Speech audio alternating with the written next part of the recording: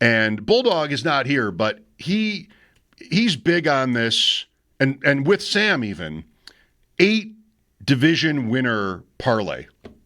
And he and I had a fun couple of days, Bulldog and I, over the offseason, like sort of tried to put that together. And there was one day where, why is it going to pay me less if I pick Detroit instead of Minnesota in the NFC North, even though Minnesota is the bigger underdog? I still haven't dug in, and I like this about myself. I still haven't dug in hard enough on these to really analyze that, but I did today come up with a bet that I made, 8 division winners. And, come on. What are your chances, right? But $10, I'm in. I did it for you. I did it to give you something to listen to because I know you were dying for this. So here's what I did. I'll go AFC, then NFC, East to West. I could have moved off of the first 2 picks if I wasn't happy with what the return would be if I were to win. But I got to 8, I got through it, and I was fine with the return, so I left it. Bills, Ravens, chalk. The Bills are the biggest division favorite in the league. I've had kind of this, really just for the sake of our conversation mostly, this kind of attitude with many guests over the offseason, like, what do you think about the division? Is it as cake as most people seem to think? And most of our guests have said yes. Even, yesterday it was like, I don't really see Steve Palazzolo on Wednesday. I don't really see anybody challenging for first place, but this or that could happen. So I left the Bills on, and then I left the Ravens on too. I don't think the Ravens especially really have to win that division. There's just more to believe in beyond Baltimore there, that if Cincinnati's defense holds up and you get the same year from Burrow and company, maybe you get a 12-win Bengal season. They lost the 2 games to Baltimore last year by a nose, and they win those games. They almost would have flipped last year with one of the worst defenses in the league and everybody loving everything about Baltimore. So they weren't really that far away. And you have Aaron Rodgers in Pittsburgh, and that's to be respected, I guess. So it doesn't have to happen. Might do another one where I leave the Ravens off.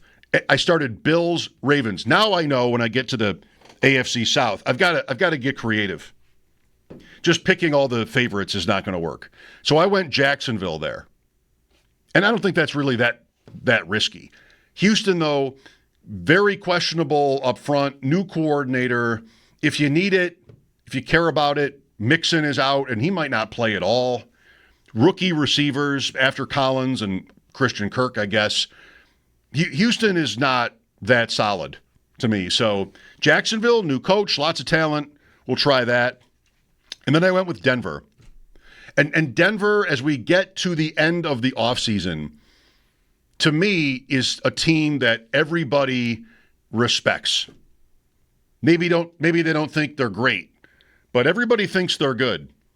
Great defense, maybe. We'll see if that repeats. It often doesn't when it comes to defense, but everybody loves their roster defensively.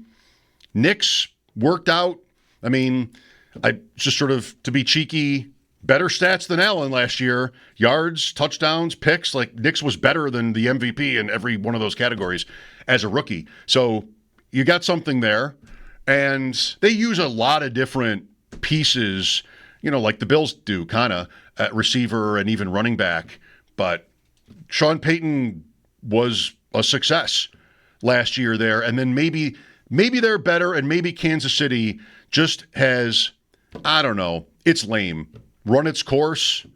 Does Rashee Rice's suspension, it feels like nothing can really penetrate them, but you just don't win forever.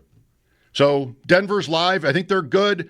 A couple of swing games, and maybe you get there for first place. Then NFC, I went Philadelphia because I didn't have a better idea. I just don't really trust Washington to be the same team. Just a spike year like that. And there might be a little bit with the Eagles of, nobody repeats in that division.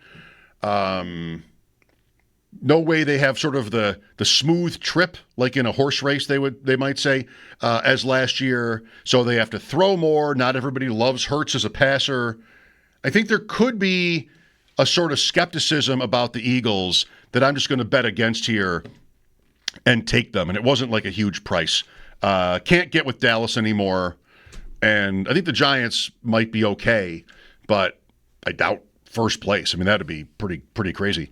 So Philadelphia, and then I liked this idea partly because of yesterday. Minnesota. I think Detroit is okay here too. Just kind of playing off the idea that maybe we're all going to overreact to Green Bay. The trade is incredible. I hope that, I mean, Matt LaFleur, most people, I don't say different really, most people I think consider him really good. They've won a lot, but they haven't won big. And he had the MVP quarterback for a couple seasons, and they paid Jordan Love huge. They haven't really gotten there yet.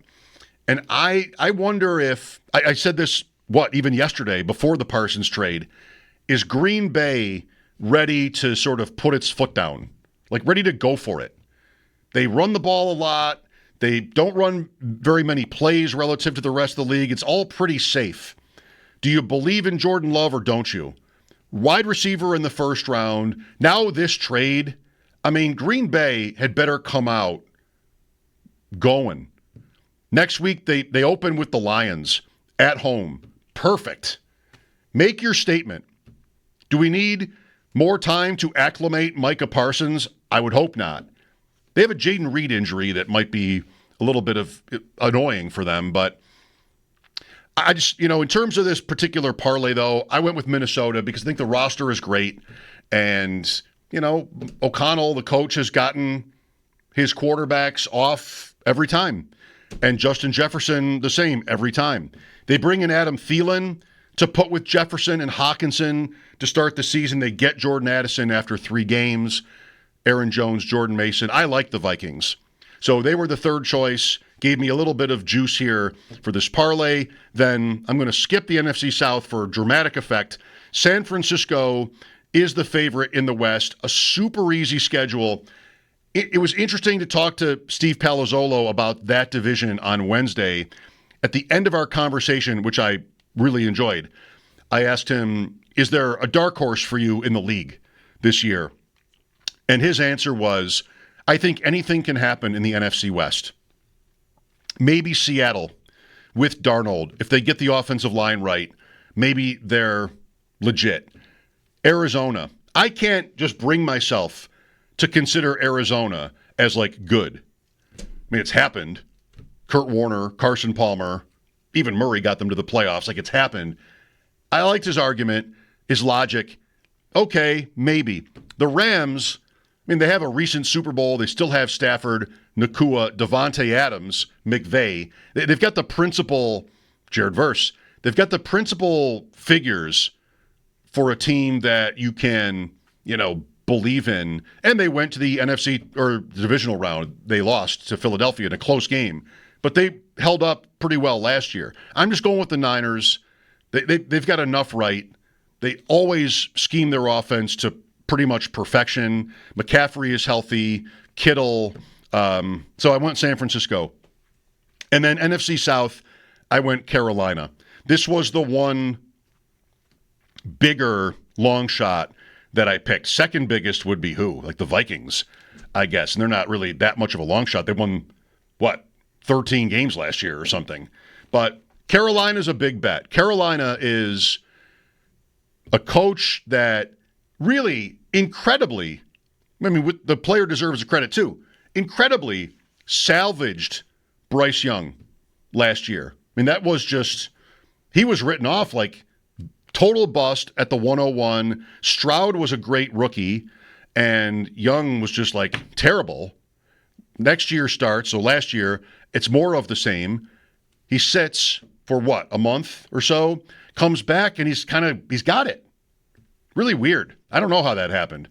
We don't ever talk to anybody from Carolina. Like, what actually happened there? But here comes Bryce Young, and now Teteroa McMillan, I almost said McMillions because I heard him described that way, 8th overall. They trade Thielen to Minnesota. Okay. Jalen Coker, if you've got a fantasy draft this weekend, just remember that name. You might not be in a league where you need to pick him, but he's probably their number 2. I think he's probably above Leggett, who was their first-round pick last year after trading with the Bills. And the Bills and Panthers swap spots. The Panthers draft Xavier Leggett. The Bills wait until the next night and draft Keon Coleman. So I think it sounds like Coker is the number 2 behind McMillan, a rookie. And then you have another young player at tight end, Jatavian Sanders. Chuba Hubbard was fine. They've got some interesting pieces. I don't really know what they are defensively, but I don't think Tampa Bay has to win the NFC South every year. And Atlanta was a little bit too obvious as a pivot in this kind of a thing. So we went Bills, Ravens, Jaguars, Broncos in the AFC division winners, Eagles, Vikings, Panthers, 49ers. And $10 on that, I'm already counting the money. Almost definitely will lose. Wins 4,100, so 4,100 on a $10 bet. And I'd like to think never will there be a day where like, oh, I wish I had that $10. It must be nice, right? But I'd like to think I will not ever regret this. It's a small enough amount. I mean, it's less than lunch, where I can live with whatever happens. And, if you get to a point in the season with these, and Sam's the expert who will be on next, not me, but I think if you get to a point in the season where 6 or 7 of them look good, then you can hedge on the others, just figure out however you have to do that, whether that's a division bet or games or anything like that. So that's what we did. I wanted to be involved. Bulldog did his. He's not here. I want mine. Buffalo, Baltimore, Jacksonville, Denver, Philadelphia, Minnesota, Carolina, and San Francisco. Okay.